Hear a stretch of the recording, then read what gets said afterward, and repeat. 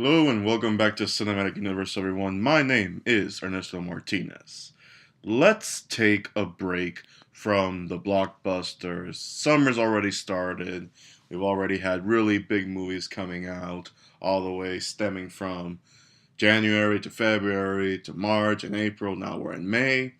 We recently just got out of the frying pan that is Captain America Civil War.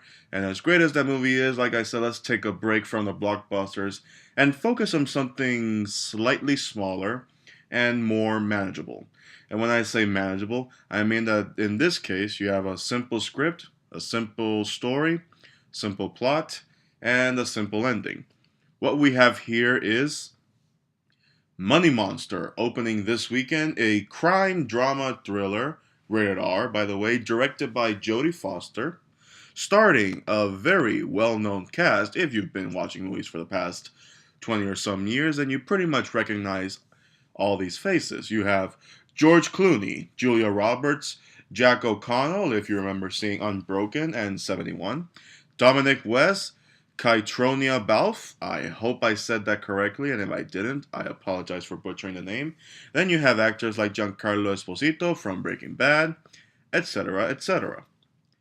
Now, what is Money Monster about? Well, the simple tagline that we can give you is that George Clooney plays a financial TV host named Lee Gates, and his job is basically to report the stock market on Wall Street, whether it's great, bad, and he pretty much gives you advice on whether you should buy stock or not buy stock.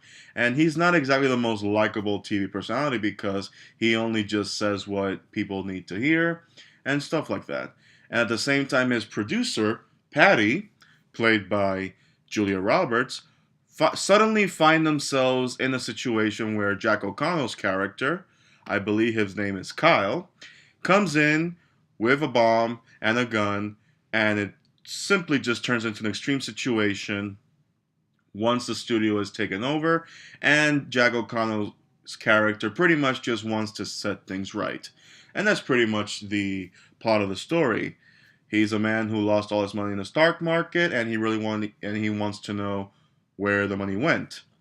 Now, when you have a cast like this, specifically Dominic West, who he plays one of the financial tycoons in this movie, you pretty much know who the bad guy is. And it's not really a spoiler. I mean, if we're really going to be honest here, when you look at the trailer for this movie, they pretty much give you almost everything away. It starts with Jack O'Connell taking over the studio and strapping a bomb to George Clooney's vest, and then 30 seconds later, as the trailer progresses, you see George Clooney and Jack O'Connell walking out of the studio, and then there you have a scene where George Clooney does not have the bomb vest on, and you see him punching Dominic West in the face. And it really doesn't take a genius to pretty much pinpoint how this movie is going to, you know, no pun intended, but play by the numbers. And it does play by the numbers. You pretty much have seen a version of the story told before. And the best example I can give you is, let's say, the first Speed movie, where they have to do something for a specific amount of time, or the triggerman is going to blow up the bus. And that's pretty much what happens here. Now, the thing about Money Monster is that, for the most part, I actually enjoyed it. I don't know if it has, good repeat value.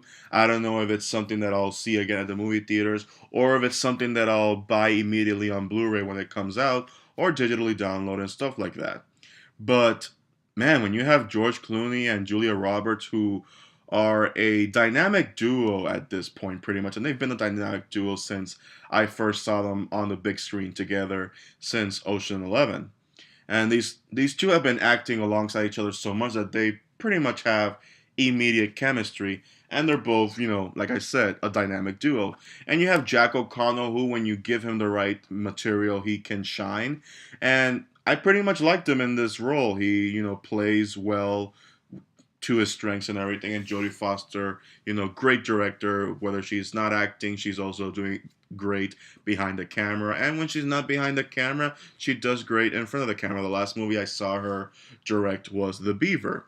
And in the time where Mel Gibson needed something really good in his life, she managed to pull him out of the muck and work together with him. And we got The Beaver, which was a very small and enjoyable film. And that's pretty much what this movie is, you know. Its popularity pretty much will rest on the economic story that pretty much is a reflection of our society today and what our Wall Street is currently facing and how people are with their finances and stuff like that.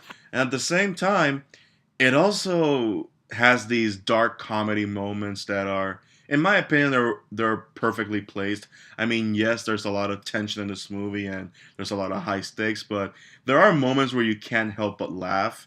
And some of those moments, I believe, if we're gonna really talk about the funniest moments of this movie, the one actor in this movie, well, to be more specific, the actress who pretty much, in my opinion, steals the show is Emily Mead, and she plays Molly, and you see her in the trailer, and she pretty much plays Jack O'Connell's character's girlfriend or fiance or whatever she was in the movie. And just when you think a situation is going to go one way, it goes completely 180.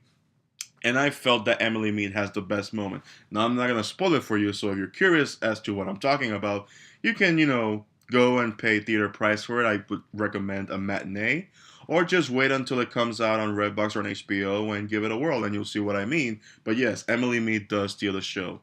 And honestly, it's a really good movie. I recommend it, like I said, if you really like George Clooney and Julia Roberts and Jodie Foster behind the helm.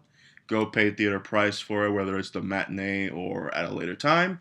And if you still like the cast, but you're not exactly going crazy or going out of your way to go see the movie on the big screen, nobody's forcing you, and you can still enjoy this movie at home. So that's my recommendation. A very good movie in what seems to be a very battle heavy box office this year so far. And we haven't even hit June yet. So as always, my name is Ernesto Martinez. This has been a review for Money Monster. As always, you can find me on Twitter at MartinezXYZ, Cinematic Universe, and you can find me and follow me on Cinematic Universe, CreatorsCode.com or MoviePod.com. And if you're listening to me on YouTube, click that subscribe button and share. Bye-bye, guys.